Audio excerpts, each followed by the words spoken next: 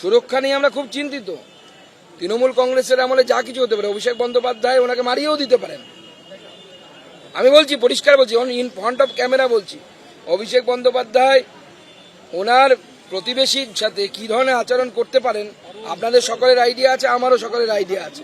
আমরা সেই জন্য ওনার সিকিউরিটি নিয়ে চিন্তিত এবং আমরা প্রশাসনের কাছ থেকে বিশেষ আশা করব, বিশেষ করে রাজ্যপালের কাছে আমরা আবেদন জানাবো এই ডাক্তারবাবুর সুরক্ষার ব্যবস্থা করার জন্য।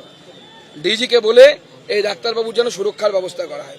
অভিষেক ব্যানার্জির বাড়ির সামনে এত সুরক্ষা যদি থাকতে পারে, 2-4টে পুলিশ ডাক্তারবাবুর জন্য রাখা যেতে পারে। ভয় পাচ্ছেন দেশ ছেড়ে চলে যেতে হবে না তো? চিকিৎসক যদি যেতে হয়, বাঙালিদের থেকে লজ্জার আর কি আছে?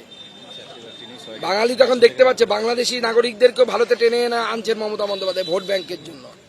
আর এই ধরনের প্রথিতযশা যারা ডাক্তারবাবু, তাদেরকে ভারতে ফিরে আসার ইচ্ছে থাকলেও তাদেরকে ভারত ছেড়ে পালানোর জন্য ব্যবস্থা করছে মমতা বন্দ্যোপাধ্যায় এবং